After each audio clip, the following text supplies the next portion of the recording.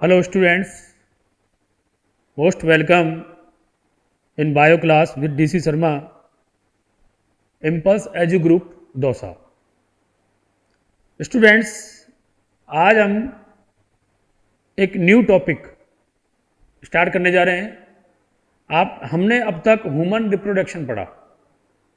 Human reproduction का क्या process होता है, किस प्रकार से एक ह्यूमन बीइंग, एक इंडिविजुअल, एक ऑफ स्प्रिंग डेवलप होता है, ये पूरा प्रोसेस हमने लास्ट चैप्टर में क्लियर किया था।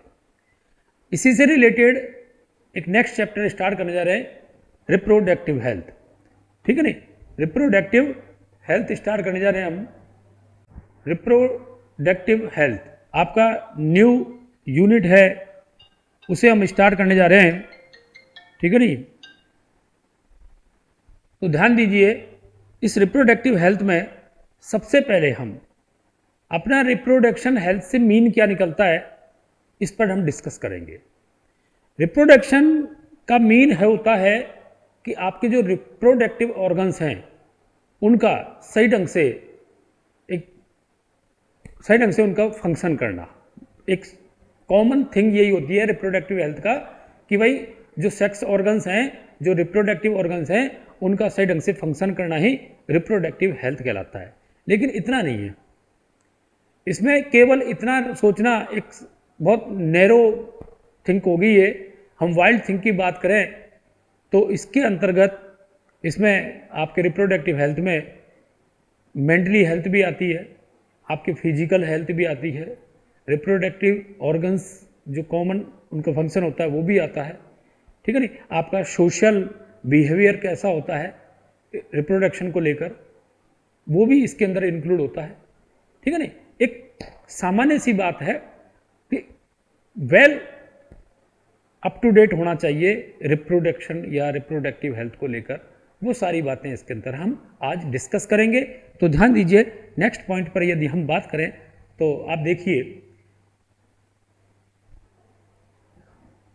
रिप्रोडक्टिव हेल्थ पूरा आ जाता है। अब इसके अंदर बहुत सारी प्रॉब्लम्स आती हैं, बहुत सारे वो आती हैं भाई। फर्टिलाइजेशन से पहले प्री फर्टिलाइजेशन की बात करें तो आप देखिए, इसके अंतर्गत मेल एंड फीमेल जो पेरेंट्स होते हैं उनमें स्पर्मेटोजेनेसिस, oogenesis होता है कि नहीं होता है, ये प्रॉब्लम्स आ जाती हैं। मतलब स्टार्टिंग से ही मेंस्ट्रुअल साइकिल स्टार्ट हुआ कि नहीं हुआ, ये सारा रिप्रोडक्टिव हेल्थ के अंदर हम डिस्कस करेंगे। क्या प्रॉब्लम्स आती हैं, बच्चे पैदा होते नहीं हैं, बच्चों का पैदा नहीं होना, या सेक्स ट्रांसमिटेड डिजीज़ इसके अंदर आ जाती हैं।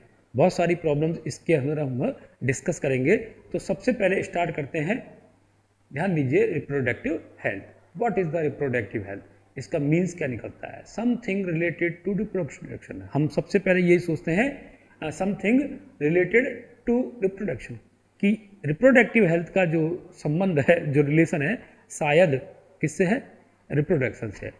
ये एक मैंने बताया नैरो थिंक है, बहुत छोटी सोच होती है, संकुचित अर्थों में ये बात कही जाती है, लेकिन इसका मतलब काफ़ी ब्रॉड होता है।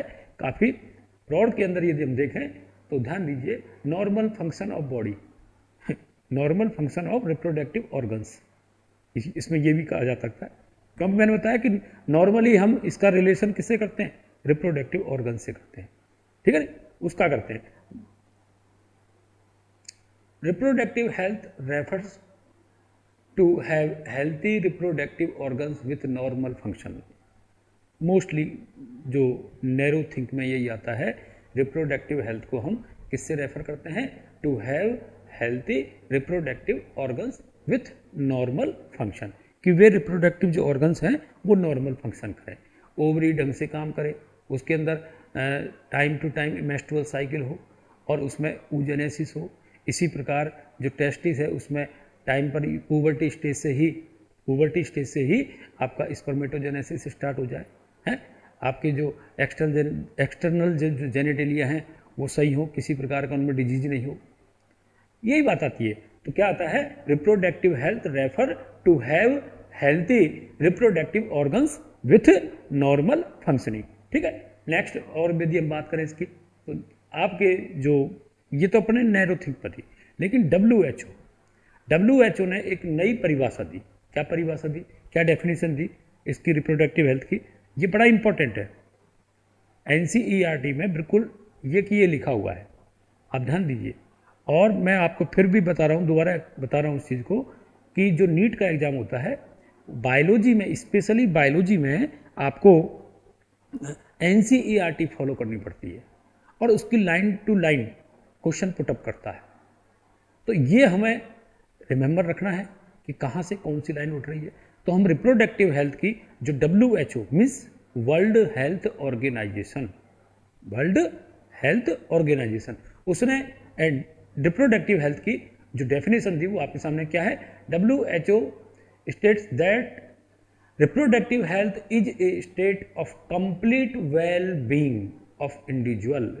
कंप्लीट वेल होना चाहिए, जो इंडिविजुअल है वह कंप्लीट वेल बीइंग होना चाहिए। इंडिविजुअल किसके अंदर, इन physical, functional, emotional, behavioural and social aspect of reproductive system. Reproductive system को लेकर जो है एक इंडिविजुअल जो है वेल होना चाहिए, उसका फिजिकल अच्छा हो, वो फंक्शन, उसके जो रिप्रोडक्टिव ऑर्गन से वो सही ढंग से फंक्शन करते हों, उसका इमोशनल अच्छा हो, उससे रिलेटेड इमोशन भी तो होनी चाहिए ना भाई। रिप्रोडक्शन ऐसे नहीं होता है, उसका रिलेशन इमोशन से होता है, उसका बिहेवियर कैसा है, सोशल एस्पेक्ट्स भी होते हैं इससे रिलेटेड। आप देखिए इंडियन कल्चर के अंदर आपके मैरिज सिस्टम है, तो मैरिज सिस्टम से ही तो स्टार्ट हुआ सोशल एस्पेक्ट। अब मैरिज होने के बाद जो कपल होता है उनका आपस में इमोशनल और बिहेवियरल आपस में अटैचमेंट होना चाहिए।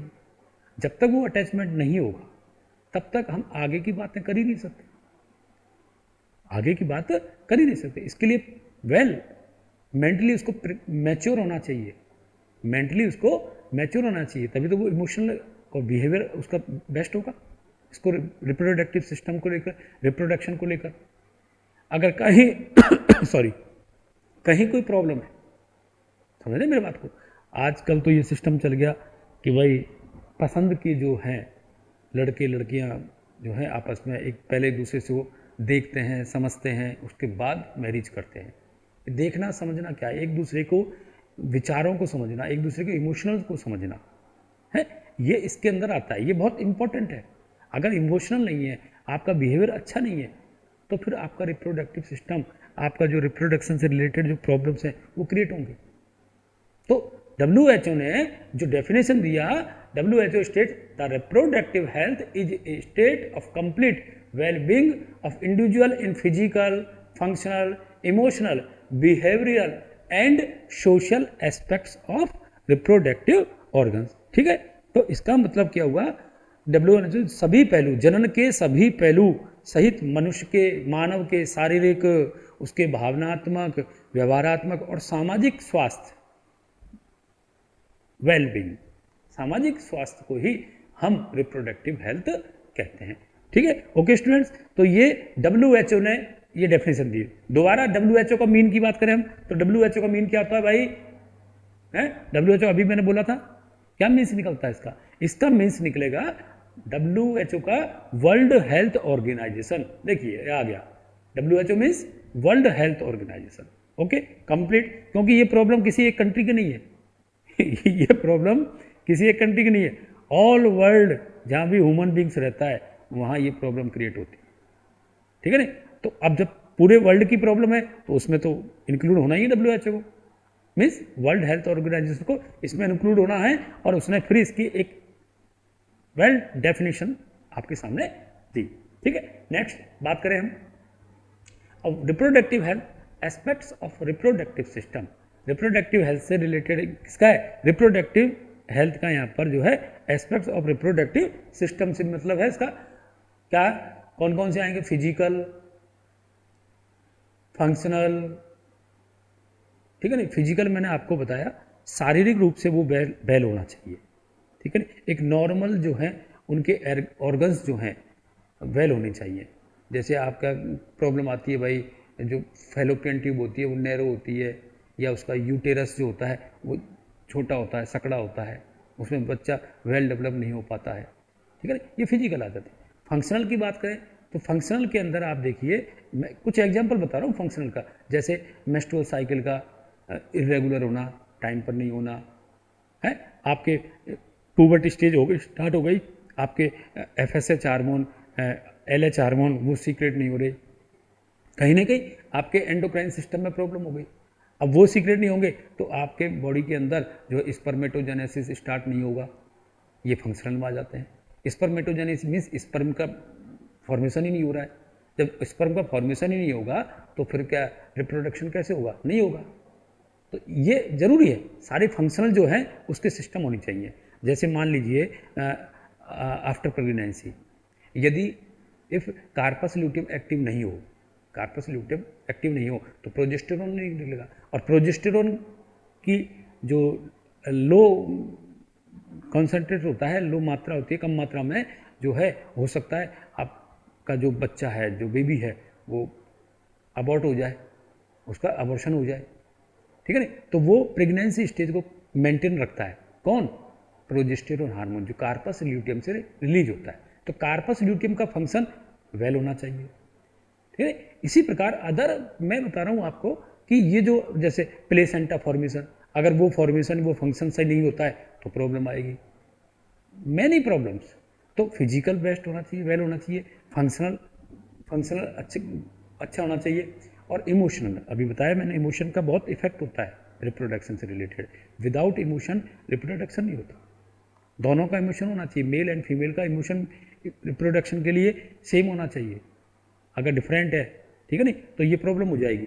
और नेक्स्ट यदि हम बात करें आगे तो ध्यान दीजिए बिहेवियर, उसका बिहेवियर अच्छा होना चाहिए।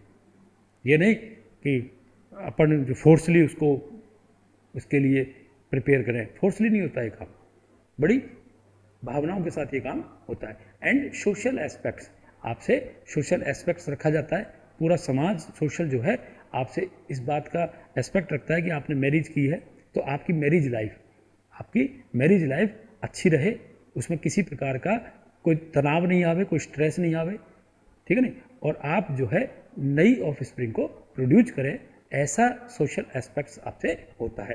तो physical, functional, emotional, behavioural and social aspects of reproductive system को हम रिप्रोडक्टिव हेल्थ कहते हैं। ओके स्टूडेंट्स, नेक्स्ट बात करें हम आगे,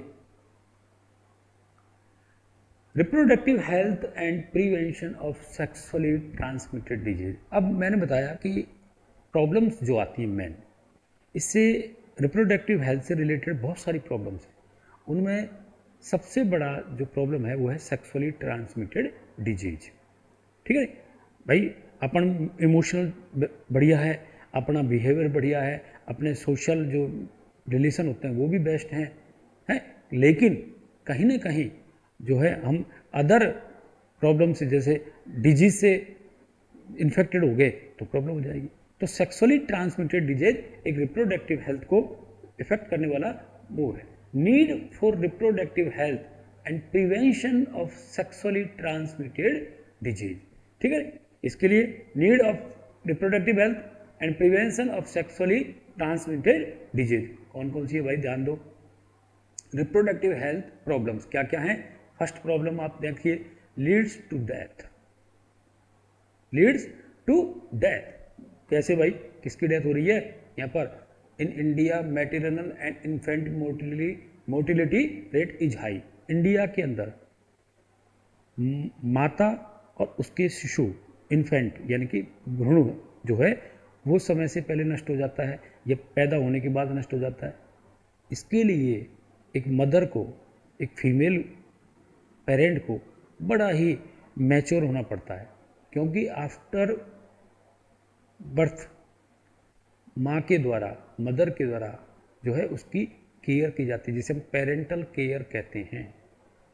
लेकिन ये तो बाद की प्रॉब्लम है, पहले ही प्रॉब्लम आ जाती है कि भाई अबॉर्शन के समय यदि फीमेल का बॉडी वीक है, उसका बॉडी वीक है, तो हो सकता है पार्टी यूरेशन के समय जो लेबर पेन होता है उसको वो सहन नहीं कर पाए और उसकी डेथ हो गई।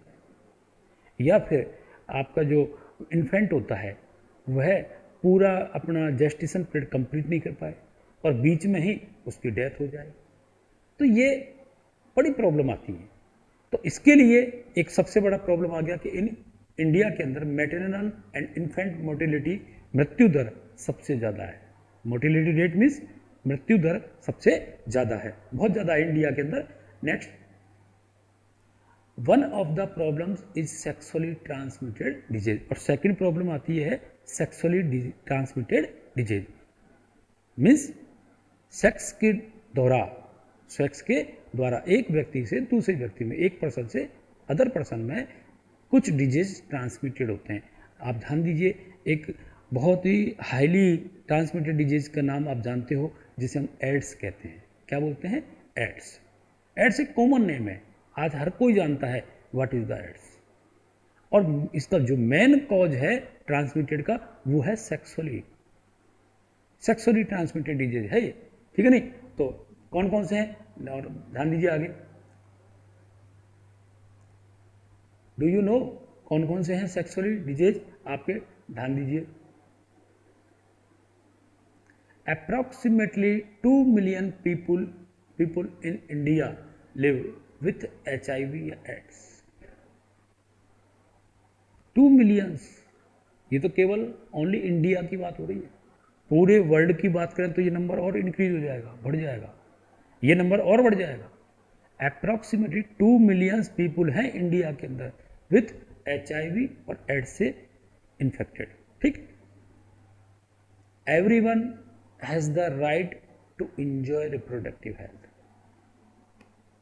प्रत्येक व्यक्ति चाहता है कि वो रिप्रोडक्टिव हेल्थ को एक जो है एंजॉय करे और अपने लाइफ को एंजॉय करे, अगर उसका चाहता है कि उसका रिप्रोडक्टिव हेल्थ बेस्ट रहे, राइट रहे, और फिर वो एंजॉय उसको करे।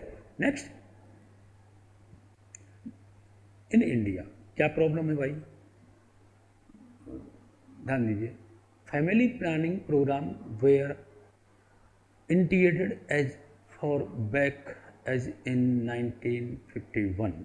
ध्यान दीजिए भाई, इंडिया के अंदर फैमिली प्लानिंग का प्रोग्राम स्टार्ट किया गया था 1951 में स्टार्ट किया गया था।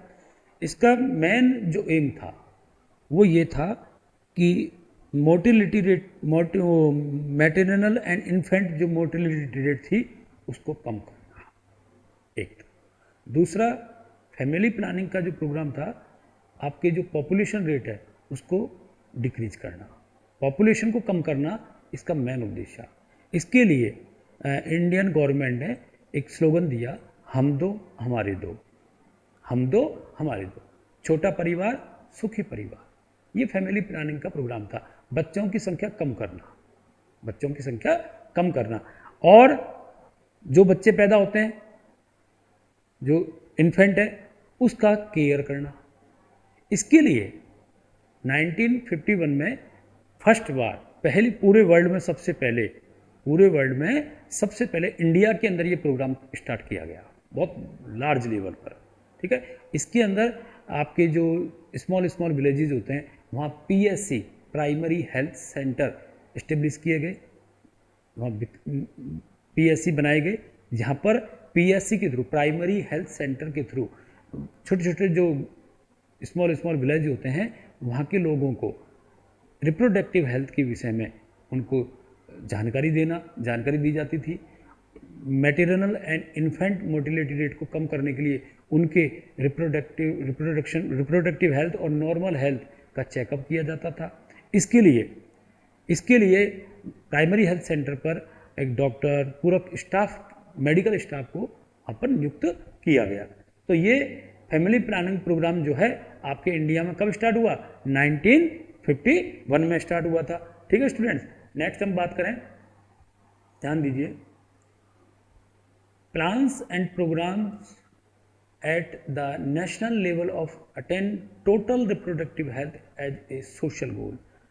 ये फैमिली प्रोग्राम का, फैमिली जो प्लानिंग प्रोग्राम था जिसको 1951 में स्टार्ट किया गया, उसका जो गोल था, क्या गोल था, ये प्रोग्राम था कि नेशनल लेवल पर टोटल रिप्रोडक्टिव हेल्थ को अचीव करना था, पूरे समाज को, पूरे सोशल को रिप्रोडक्टिव हेल्थ प्रोवाइड करना था। पूरे समाज की बात हो रही है, पूरे कंप्लीट सोशल की बात हो रही है, पूरे इंडिया की बात हो रही है। तो पूरे इंडिया लेवल पर ये, नेशनल लेवल पर ये प्रोग्राम स्टार्ट किया गया था। ठीक है, ओके। अब यहाँ पर बहुत छोटा दिया है और इसी के अंदर अब पहला क्वेश्चन आपके सामने आपका आ रहा है, the first country in the world to integrate action plan और programme at a national level to attend total reproductive health as a social goal. मतलब ये एम रखा गया पूरा reproductive health as a social goal की तरह, यानी कि एक एम रखा गया। उस एम के अकॉर्डिंग सबसे पहले पूरे वर्ल्ड में किसने रखा, ये कौन सी कंट्री थी? मैंने अभी आपको बताया इंडिया थी। कौन सी थी? इंडिया। ऑप्शन देखते हैं क्या रखा है, चाइना, जापान, इंडिया और इंडोनेशिया। तो अभी मैंने बताया इसका आंसर क्या आएगा। पूरे वर्ल्ड में सबसे पहले फैमिली प्लानिंग का जो प्रोग्राम स्टार्ट किया था 1951 में, पूरे वर्ल्ड में सबसे पहले नेशनल लेवल पर, और एक गोल लेकर चले थे कि national level to attend total reproductive health as a social goal. ये इंडिया ने स्टार्ट किया था। किसने स्टार्ट किया था? देखिए, इंडिया। ओके स्टूडेंट, ध्यान रखना, बड़ा ही इंपॉर्टेंट क्वेश्चन है ये। सबसे पहले पूरे वर्ल्ड के अंदर जो है इसकी स्टार्टिंग की गई, एक बड़े बृहद लेवल पर, कंप्लीट लार्ज लेवल पर ये स्टार्ट किया गया था। सेकंड क्वेश्चन आपका रहा, the family planning programmes were initiated in India. कब भाई, कब स्टार्ट किया था? यही तो है आंसर है, 1951 में तो स्टार्ट किया गया था। और देखते हैं ऑप्शन क्या है, 61, 71, 81, नहीं 51 आएगा।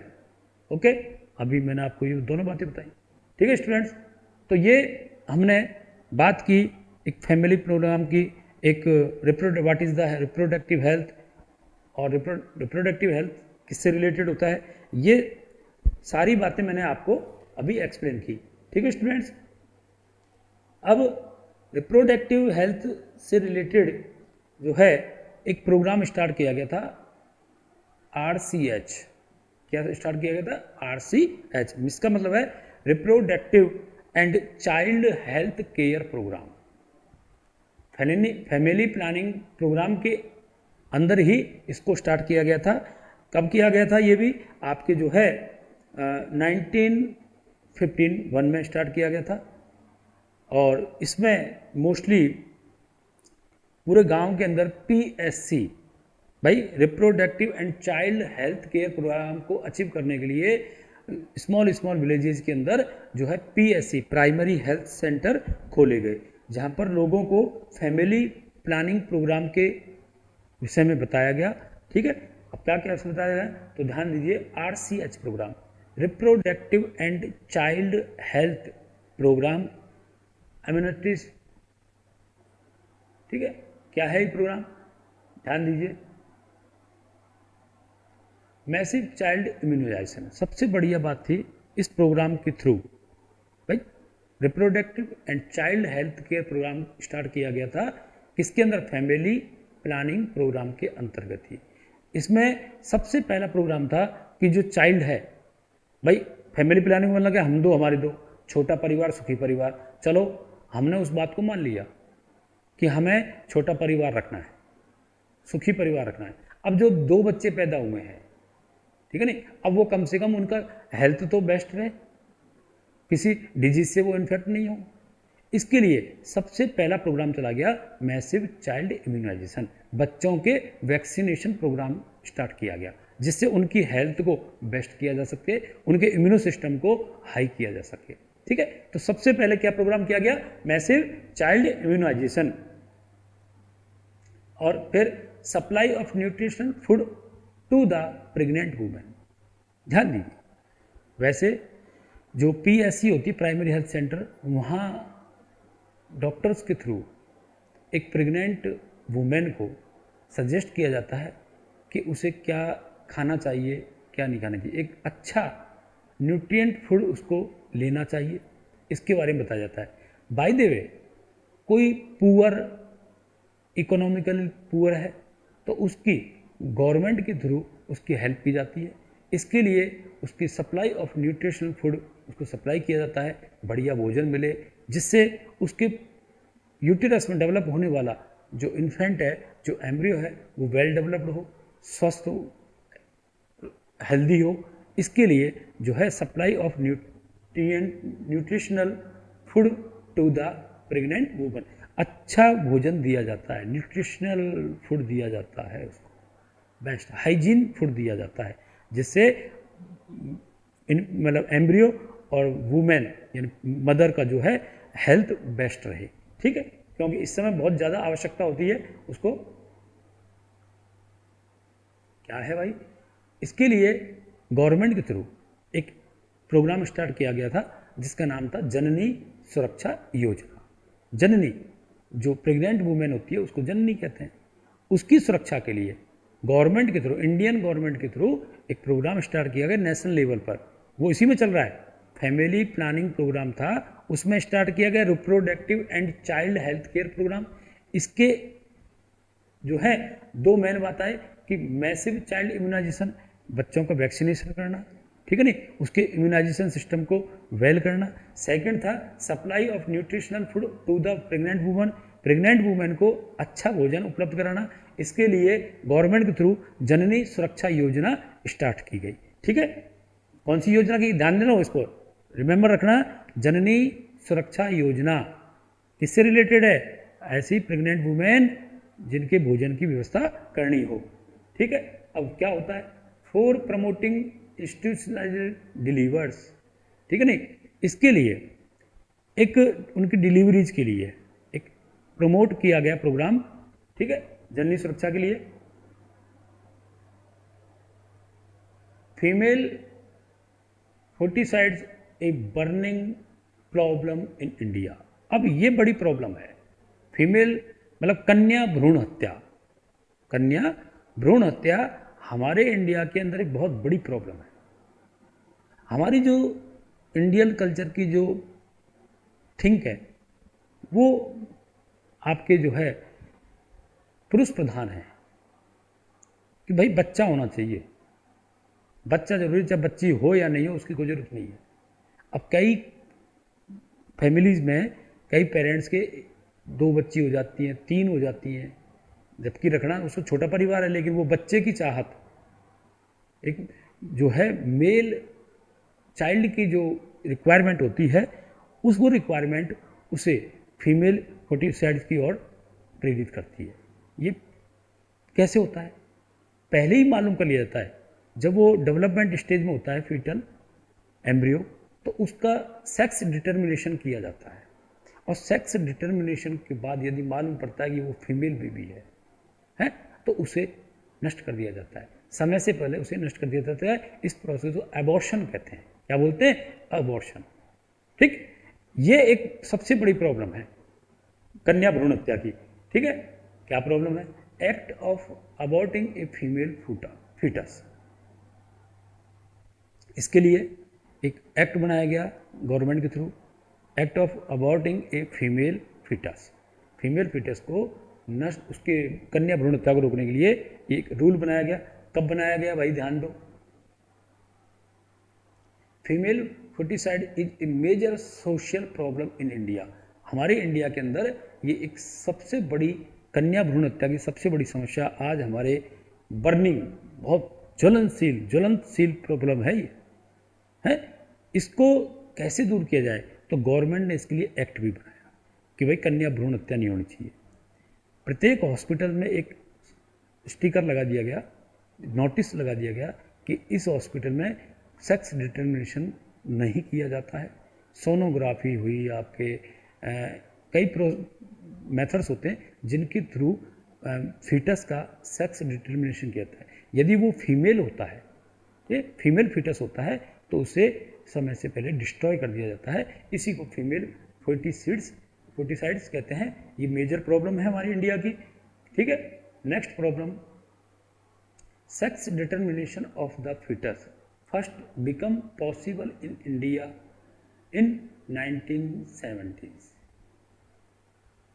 इससे पहले हमारे इंडिया के अंदर सेक्स डिटर्मिनेशन नहीं होता था। पहली बार, फर्स्ट टाइम जो है ये कब पॉसिबल हुआ? 1970 में। Sex determination of the foetus, foetus का सेक्स क्या है ये जानकारी करना, उसके बर्थ से पहले, बिफोर बर्थ, हमको बिफोर बर्थ उसका सेक्स जानना होता है।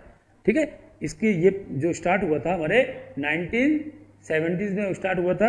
अब ध्यान दीजिए, व्हाट इज द टेक्निक्स, किस टेक्निक के थ्रू, किस टेक्निक्स के थ्रू सेक्स डिटर्मिनेशन किया जाता है।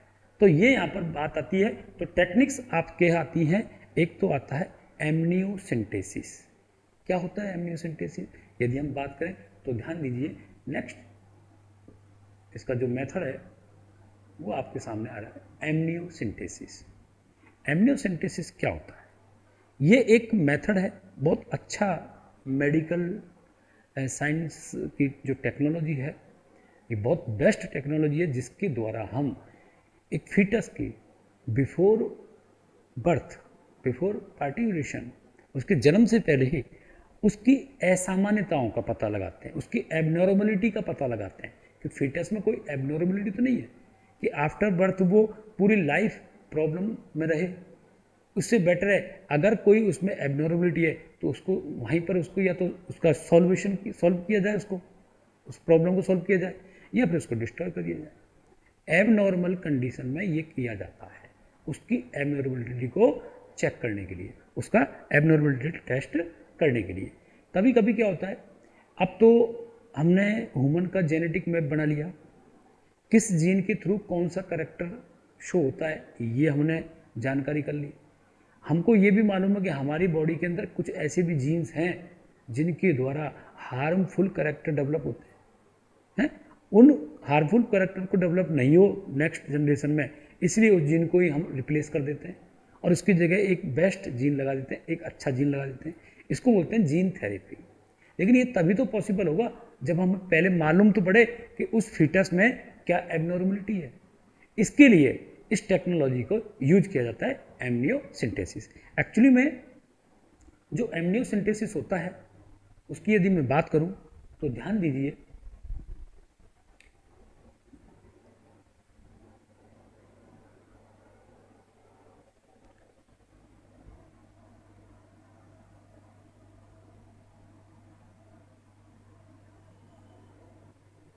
ठीक, ये यूटेरस है। क्या है? यूटेरस। इसके अंदर ये बेबी डेवलप होने जा रहा है।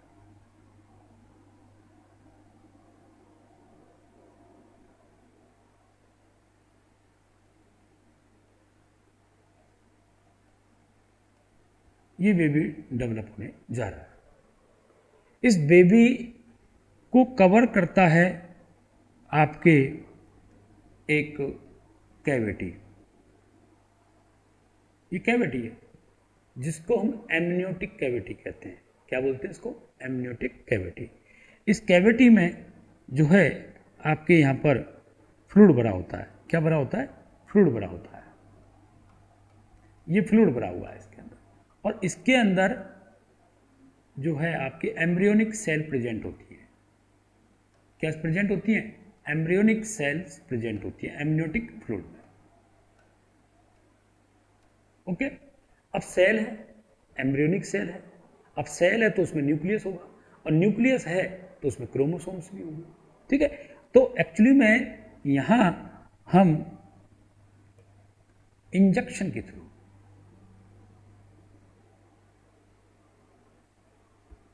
इंजेक्शन के थ्रू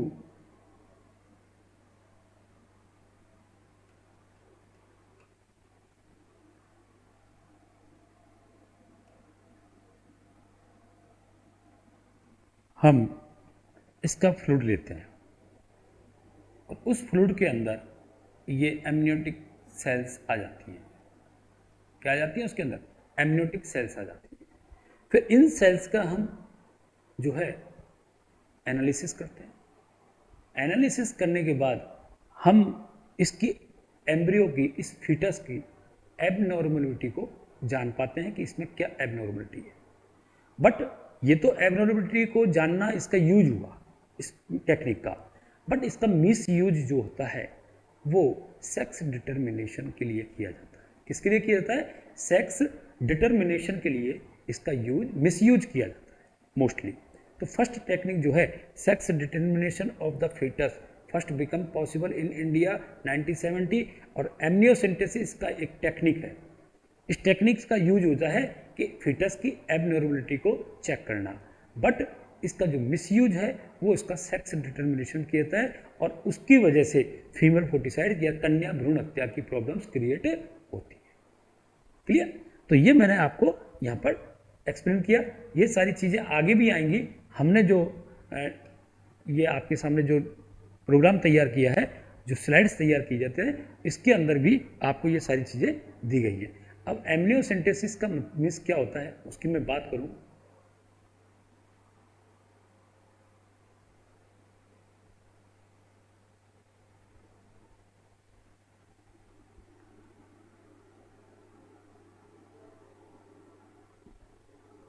ओके स्टूडेंट्स, ध्यान दीजिए।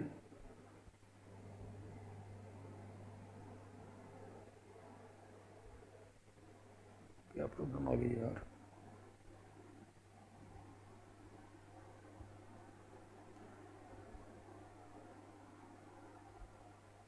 ध्यान दीजिए। Amniocentesis the technology intended to dictate genetic abnormalities in fetus।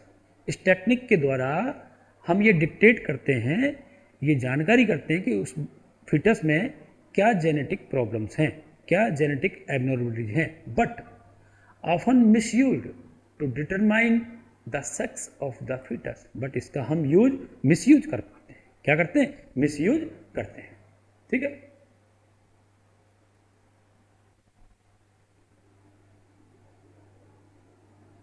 Next, used to determine the sex of the foetus. ठीक, used to determine the sex of the foetus. इसका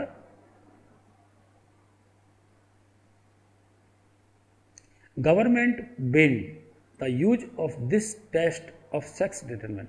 अब government ने, चूंकि इसका मिसयूज होने लगा, इसका कन्या भ्रूण हत्या बढ़ने लगी, तो जब कन्या भ्रूण हत्या ज़्यादा होने लगी तो इस प्रॉब्लम को सॉर्ट आउट करने के लिए इंडियन गवर्नमेंट ने इसको बैन कर दिया। क्या कर दिया? इसको बैन कर दिया कि भाई अब जो है कोई भी सेक्स का डिटर्मिनेशन नहीं करेगा। ठीक है। नेक्स्ट, बैन कब कब कब किया गया है बैन इसको, है ना? ये बैन जो रूल कब बनाया गया था, ध्यान दीजिए, 1976 में। ध्यान दीजिए, इसको कब बैन किया? सेक्स डिटर्मिनेशन को कब बैन किया गया इंडिया में? 1976 में। और ये सेक्स डिटर्मिनेशन कब स्टार्ट हुआ हमारे इंडिया में, कब पॉसिबल हुआ? 1970 में। आफ्टर 6 ईयर, आफ्टर मतलब 6 ईयर के अंदर ये जो सेक्स डिटर्मिनेशन का जो केसेस थे बहुत ज़्यादा हाई हो गए, और फीमेल फर्टिसाइड्स यानी कन्या भ्रूण हत्या की प्रॉब्लम बड़ी मेजर हो गई, बहुत बड़ी प्रॉब्लम हो गई। तो उसको विद इन 6 ईयर में ये इंडियन गवर्नमेंट को ये रूल बनाना पड़ा, इसको बैन करना पड़ा 1976 में। ठीक है। नेक्स्ट, ध्यान दीजिए, एमनियोसेंटेसिस जो है वो किस प्रकार से किया जाता है, ध्यान दीजिए। ये आपके सामने एक यूटेरस दिखाया गया है। यूटेरस है, ये सर्वाइकल कैनाल है, सर्विक्स है इसका, इसके अंदर डेवलप होता है बच्चा। ध्यान दीजिए, ये एमनियोटिक कैविटी बनाई है रेड सर्किल से। क्या बनाई है? Amniotic cavity. ये फीटस दिखा दिया आपके सामने, ये प्लेसेंटा है। क्या है ये? प्लेसेंटा। इंजेक्शन के थ्रू हम ये जो एमनियोटिक फ्लूइड आपको दिखाई दे रहा है, ये ब्लड सेल्स, ये सारी एमनियोटिक सेल्स आपको दिखाई दे रही हैं, एम्ब्रियोनिक सेल्स ये देखो सर्किल्स में दिखाई गई हैं, राउंड सर्किल में, राउंड शेप में जो दिखाई गई है। इंजेक्शन के थ्रू हम इसको लेते हैं। ये लीजिए, ध्यान दीजिए, ये इसको लिया इंजेक्शन के थ्रू, इंजेक्ट कर लिया, और इसमें आपके यहाँ पर जो है एम्ब्रियोनिक सेल्स इस इंजेक्शन में आ जाती हैं। उसके बाद हम जो है इसका, ध्यान दीजिए, प्लेसेंटा दिखा रखा है आपके सामने, प्लेसेंटा है, और क्या है? ये ये एमनियोटिक सेल्स हैं, एमनियोटिक फ्लूइड है ये, ठीक है नहीं। और क्या है भैया, ये एमनियोटिक मेम्ब्रेन है, एमनियोटिक कैविटी हो गई है जिसके अंदर हमारा, और ये सर्विक्स हो गया या यूटेराइन वॉल हो गई है, ये यूटेराइन वॉल है ना। और ये आपके सेंट्रीफ्यूग किया गया है, इसको इंजेक्शन के द्वारा बाहर निकाला गया है, ठीक। और सेंट्रीफ्यूग करने के बाद इसको टेस्ट ट्यूब में ले लेते हैं। कहाँ ले लेते हैं? टेस्ट ट्यूब में। और यहाँ इसका एनालिसिस किया जाता है। अब एनालिसिस कैसे किया जाता है तो ध्यान दीजिए, बड़ा एमिनेशन तरीके से आपको पूरा समझाया गया है, ठीक है, पूरा एमिनेशन के थ्रू आपको समझा रहा है। अब यहाँ पर एमनियोटिक सेल्स आ गई। वास्तव में एमनियोटिक सेल्स एम्ब्रियोनिक सेल्स हैं, और मैंने बताया एम्ब्रियोनिक सेल्स है तो इसमें न्यूक्लियस है, और न्यूक्लियस है तो इसमें क्रोमोसोम्स है, और क्रोमोसोम्स का ही हमको एनालिसिस करना है, और उसके एनालिसिस की बेस पर इस फीटस की एबनॉर्मलिटी को डिक्टेट करना है कि इसमें क्या क्या एबनॉर्मलिटीज पाई जाती हैं। ओके स्टूडेंट्स, ध्यान दीजिए। फ्लूइड कंपोजिशन एनालिसिस, जो भी फ्लूइड है इसके अंदर, इसमें ये सेल्स हैं, कैरियोटाइप्स है, sex determination, biochemical and recombinant DNA studies. इसका हम biochemicals and recombinant DNA studies करते हैं सेल्स की, और इस सेल्स की स्टडी करने के बाद ये आप देखिए पूरा फ्लूइड दिखाया गया है। सेल कल्चर, हमने ये सेल्स निकाली, उनको सबसे पहले हमने कल्चर किया, एक आर्टिफिशियल मीडियम में हम इनको डेवलप करते हैं, इनकी सेल्स को जो है इंक्रीज करते हैं, नंबर ऑफ इनका इंक्रीज करते हैं। तो biochemical studies, chromosomal analysis, analysis using recombinant DNA methods. इसका एनालिसिस किस मेथड से किया जाएगा? डीएनए मेथड से, रिकॉम्बिनेंट डीएनए मेथड के द्वारा इसका हम एनालिसिस करते हैं।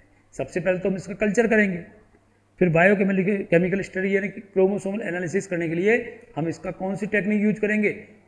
रिकॉम्बिनेंट डीएनए टेक्निक, ठीक है। रिकॉम्बिनेंट डीएनए टेक्निक का यूज करते हैं। क्या होता है रिकॉम्बिनेंट डीएनए? रिकॉम्बिनेंट डीएनए दो डिफरेंट ऑर्गेनिज्म के डीएनए को अटैच करके जो न्यू डीएनए पार्टिकल बनता है, ध्यान से सुनिए, यहां पर जो है आपके सामने ये कोई ऑर्गेनिज्म है, ये सेकंड ऑर्गेनिज्म है, ये ए है, ये बी है, इसका क्रोमोसोम्स ये है और इसका क्रोमोसोम्स ये है, ठीक है। चलो मैं इसको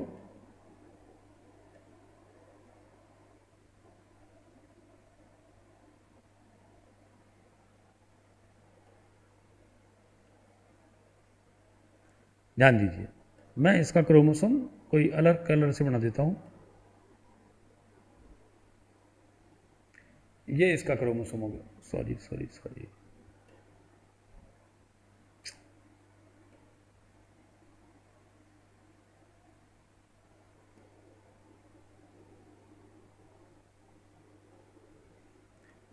ये क्रोमोसोम इसका बन गया। ओके, अब दो डिफरेंट ऑर्गेनिज्म में इसका मैंने जो है एक एक पार्टिकल लिया। हमने क्या लिया? इसका पार्टिकल लिया, ये क्रोमोसोम्स ले लिया और इधर ये क्रोमोसोम्स ले लिया, और इनको हम जो है लाइगेज एंजाइम के थ्रू इनको दोनों को हम अटैच कर देते हैं।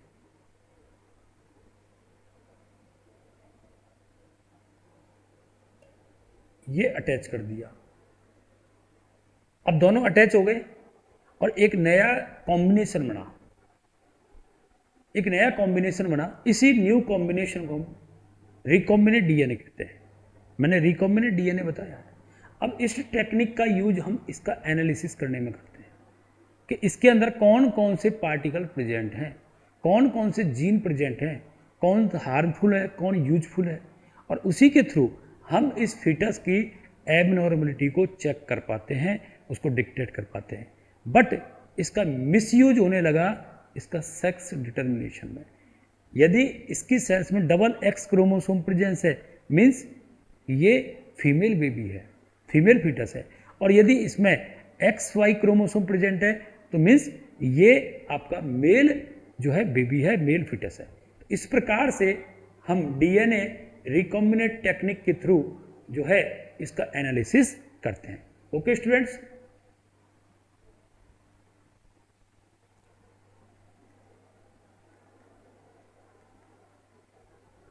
नेक्स्ट ध्यान दीजिए।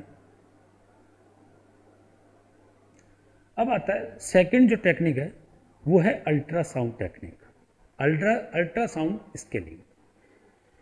अल्ट्रासाउंड स्कैनिंग जिसको हम सोनोग्राफी भी कह देते हैं, क्या बोलते हैं? सोनोग्राफी। अल्ट्रासाउंड स्कैनिंग के अंदर हम इसको नॉर्मल लैंग्वेज में सोनोग्राफी कहते हैं। इसके द्वारा भी, इसके थ्रू भी हम जो है सेक्स डिटर्मिनेशन कर सकते हैं। बात वही है, इसका यूज भी जो है बच्चे की जो फीटस है उसकी एबनॉर्मलिटी को चेक करने के लिए किया जाता है, ठीक है नहीं, लेकिन इसका मिसयूज होने लगा वही सेक्स डिटर्मिनेशन के लिए, और वही प्रॉब्लम आ गई कन्या भ्रूण हत्या की। ठीक है, तो क्या आता है ध्यान दीजिए। इंट्रोड्यूस इन 1987, ध्यान दीजिए। अभी ये जो टाइमिंग आ रही है, हमने 1951 में फैमिली प्लानिंग प्रोग्राम स्टार्ट किया। हमारे इंडिया में सबसे पहले सेक्स डिटर्मिनेशन जो पॉसिबल हुआ 1970 में, और इसको बैन किया गया 1976 में। फिर अल्ट्रासाउंड टेक्निक जो है वो आपके जो इंट्रोड्यूस हुई इंडिया के अंदर 1987 में। एक एक चीज़ को ध्यान दीजिए, 1987 में ये जो टेक्निक है वो इंट्रोड्यूस हुई इसकी, ठीक है। इसका यूज क्या है, तो वही बताया भैया, एबनॉर्मलिटी को डिटेक्ट करने के लिए, फीटस की जो एबनॉर्मलिटी होती है उसको डिटेक्ट करने के लिए इसका यूज किया गया। ध्यान दो, it is invented for detecting developmental abnormalities in foetus, detecting development abnormality in foetus. इसका यूज किया जाता है अल्ट्रासाउंड स्कैनिंग का, बट इसका जो मिसयूज है वो मिसयूज क्या इसमें किया जाता है, सेक्स डिटर्मिनेशन में इसका मिसयूज किया जाता है। किसमें? Significant increase in the number of female foeticide in the country, means इसका मिसयूज कन्या भ्रूण हत्या में होने लगा।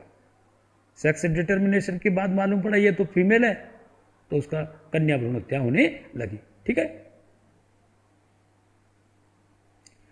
The government of India enacted the prenatal diagnostic techniques act, यानी कि prenatal diagnostic techniques act develop किया गया गवर्नमेंट में इंडिया के द्वारा, इंडिया में गवर्नमेंट्स के थ्रू ये डेवलप किया गया। कब किया गया था भाई? To regulate and prevent of misuse in which year, कौन सी ईयर में ये स्टार्ट किया गया? ध्यान दो, 1976 में तो जो आपका था सेक्स डिटर्मिनेशन को बैन कर दिया था, ठीक है, और इस अल्ट्रासाउंड्स को to regulate and prevent of misuse, इसको मिसयूज करने के लिए रोका गया। किस वर्ष में रोका गया? आपके ध्यान दीजिए 1994 में। समझ दो, 1987 में ये अल्ट्रासाउंड स्कैनिंग जो है इंट्रोड्यूस हुई थी 87 में, ठीक है नहीं, और आफ्टर 7 ईयर 1994 में, नहीं ओहो 7 ईयर नहीं भाई, कितना हो गया, 87 में ये इंट्रोड्यूस हुआ, हाँ तो 7 ही हो गया ना। आफ्टर 7 ईयर जो है 1994 में इसको बैंड कर दिया गया। गवर्नमेंट ने एक रूल बना दिया प्रीनेटल डायग्नोस्टिक टेक्निक्स को रोकने के लिए, टू रेगुलेट, ये नियंत्रित करता है प्रिवेंट ऑफ मिसयूज, इसका यूज अल्ट्रासाउंड का मिसयूज करने के लिए इसको रूल बना दिया गया 1994 में। ओके स्टूडेंट्स, अब सबसे पहली प्रॉब्लम हो गई कन्या भ्रूण हत्या की। किसकी बात हो गई थी? कन्या भ्रूण हत्या की बात हो गई थी कि भाई,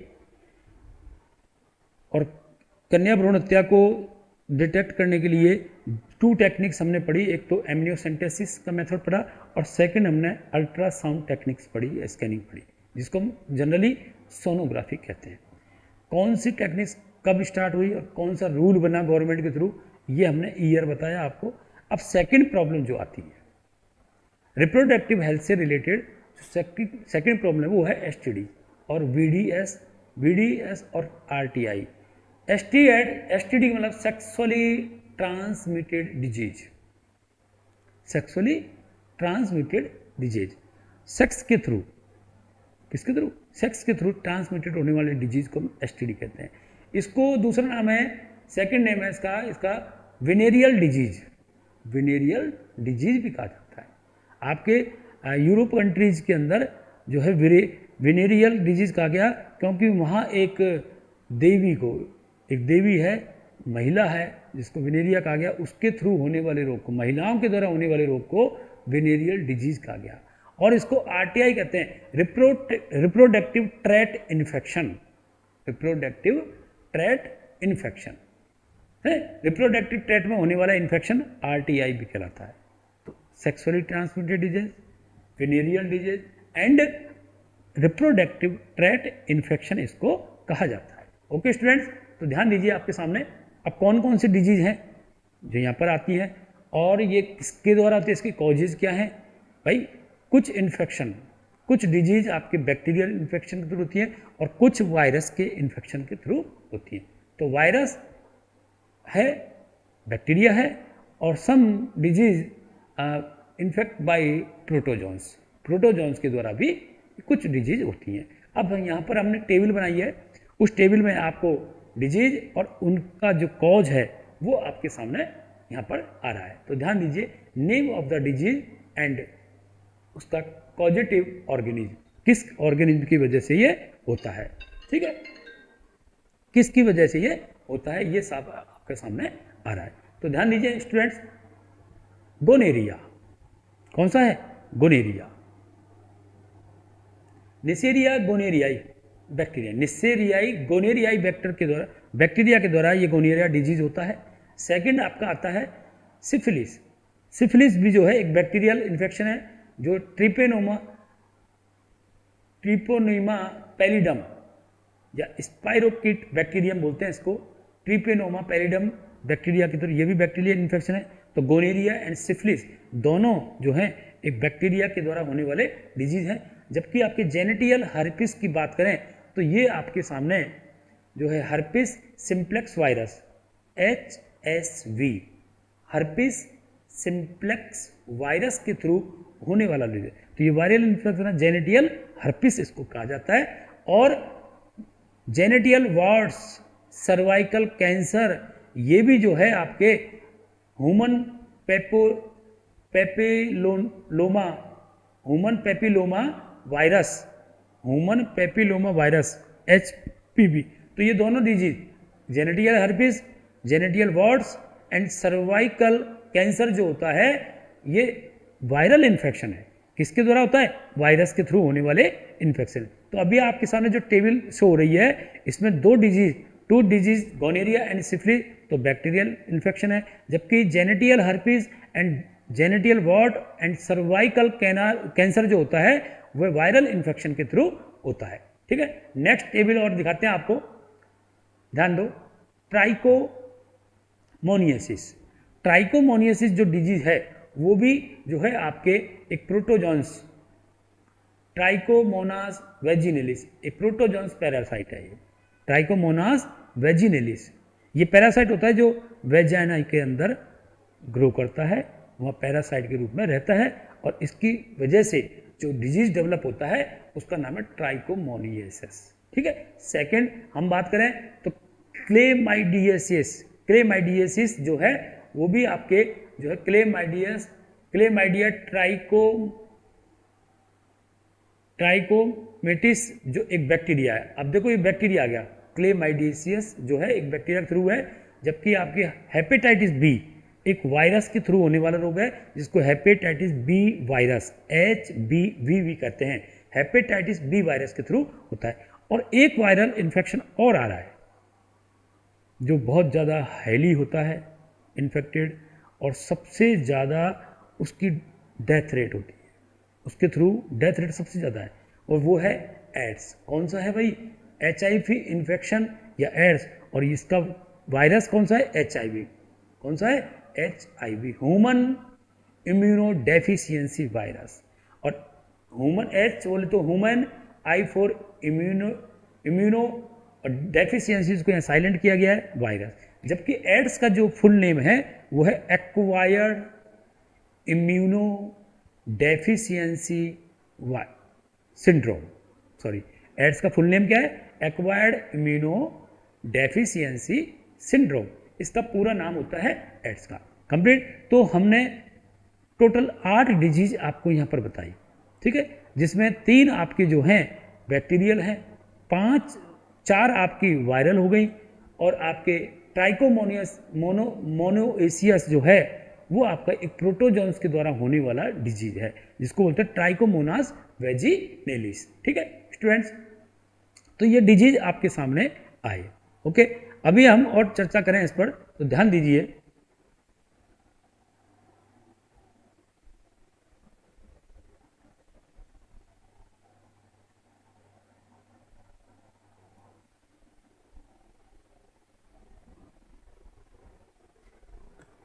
देखिए स्टूडेंट्स, ये जो सेक्सुअली ट्रांसमिटेड डिजीज हमने बात की, इसमें बैक्टीरियल इन्फेक्शन होता है, वायरल इन्फेक्शन होता है, वायरस के द्वारा होते हैं, और कुछ डिजीज आपके प्रोटोजोन्स के थ्रू भी इसमें होते हैं। अब इनका जो सेक्सुअली ट्रांसमिटेड तो है ही, ये सभी सेक्स के थ्रू जो हैं ये ट्रांसमिटेड होते हैं, लेकिन इसके अलावा और भी कॉज हैं जिनके थ्रू इनका ट्रांसमिशन होता है। स्पेशली आपकी बात करें हम, जैसे जेनिटल हर्पिस, आपका हेपेटाइटिस बी एंड HIV, इनका जो इन्फेक्शन है वो सेक्स के थ्रू तो होता ही होता है, अदरवाइज इसका जो और जो तरीका है, मेथड है इसका ट्रांसमिशन का, वो और भी तरीके हैं। उनकी यदि मैं बात करूं आपके सामने, तो ध्यान दीजिए कौन कौन सी डिजीज आती हैं। एक तो हेपेटाइटिस बी आएगा, सेकंड आपका जो आता है वो आता है आपका जेनिटल हर्पिस। जेनिटल हर्पिस के बाद आपका HIV इन्फेक्शन जो होता है। इन तीनों का जो है ये ट्रांसमिशन इज किसके थ्रू, किसके through? Bye sharing injection needle. ये बड़ी प्रॉब्लम है। नीडल्स जो इंजेक्शन है, इंजेक्शन नीडल है, उसका शेयरिंग करना। आप देखिए हम कौन शेयर करता है? मोस्टली जो ड्रग्स अब्यूज करते हैं, ड्रग्स का जो यूज करते हैं, अब्यूज ड्रग्स का जो अब्यूज करते हैं, वे लोग मोस्टली शेयरिंग करते हैं। कभी कभी जो मेडिकल स्टाफ होता है वो भी बाय मिस्टेक इसका शेयरिंग कर सकता है, बाय मिस्टेक कर सकता है। जनरली करते नहीं है, लेकिन बाय मिस्टेक जो मेडिकल स्टाफ है वो भी इसको शेयर कर सकता है। तो बाय शेयरिंग इंजेक्शन नीडल्स के through hepatitis B, genital herpes and HIV infection, इसका इन्फेक्शन होता है, इसका ट्रांसमिशन होता है बाय, और second by surgical instruments with infected person. दूसरा कॉज दिया इन तीनों का। पहला कॉज तो हो गया इसके जो इन्फेक्शन होता है, ट्रांसमिशन जो होता है वो है सेक्सुअली ट्रांसमिटेड। सेकंड आपका बताया आपके शेयरिंग इंजेक्शन नीडल, और थर्ड जो बताया है surgical instrument with infected persons. ठीक है नहीं, सर्जिकल इंस्ट्रूमेंट्स का भी द्वारा जो है इन्फेक्टेड जो सर्जिकल इंस्ट्रूमेंट है उनके थ्रू भी इसका ट्रांसमिशन होता है। 3 और 4th की यदि हम बात करें तो ध्यान दीजिए आप, बाय सर्जिकल हो गया। सेकंड यदि हम बात करें, थर्ड, तो बाय ट्रांसफ्यूजन ऑफ कॉन्टिमेटेड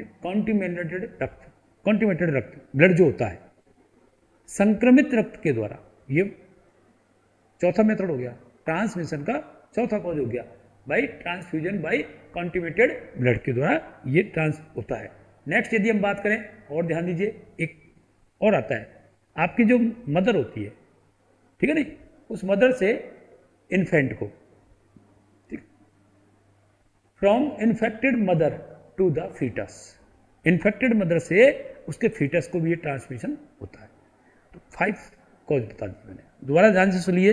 एक तो हो गया सेक्सुअली ट्रांसमिटेड, दूसरा शेयरिंग इंजेक्शन निडल, तीसरा हो गया इन्फेक्टेड आपके जो सर्जिकल इंस्ट्रूमेंट होते हैं, फोर्थ हो गया आपका मदर, इन्फेक्टेड मदर से आपके फीटस को, और पांचवा मैंने कौन सा बताया था भी आपको भाई, पांचवा बताया था ट्रांसफ्यूजन ऑफ कॉन्टिम्यूटेड ब्लड, ब्लड के थ्रू भी ये ट्रांस हो सकता है।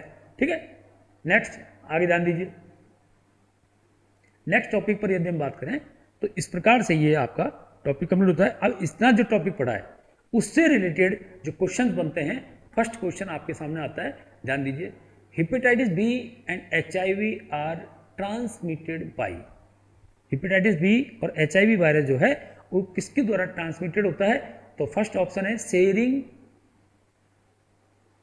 यूटिनिल्स, नो नो नो ये नहीं आएगा भाई, शेयरिंग ऑफ इंजेक्शन यार राइट, ये सेकंड आंसर सही है। और शेयरिंग सर्जिकल इंस्ट्रूमेंट ये भी है, सर्जिकल इंस्ट्रूमेंट का शेयर करना ये भी है, नीडल का भी, इंजेक्शन को भी शेयर करना ये भी है। तो क्या दोनों दे रखा है क्या? B and C both, second and third सही है, ये आएगा, डी आएगा। तो हेपेटाइटिस बी एंड HIV का जो है ट्रांसमिशन जो है sharing of injection needle and sharing surgical instruments के थ्रू होता है। ओके, फोर्थ आंसर आ गया। Okay students, next, thank you. इस टॉपिक को हमने अब ख़त्म किया आपके सामने। तो हमने इसके अंदर आपके STD सेक्सुअली ट्रांसमिटेड डिजीज क्या होते हैं, हमने डिस्कस किया what is the reproductive health, reproductive health की प्रॉब्लम्स क्या हैं, हमने यहाँ पर कन्या भ्रूण हत्या और सेक्सुअली ट्रांसमिटेड डिजीज, ये 2 टॉपिक्स पर हमने डिस्कस किया। ओके स्टूडेंट्स, नेक्स्ट वीडियो में हम मिलते हैं दोबारा। Okay bye.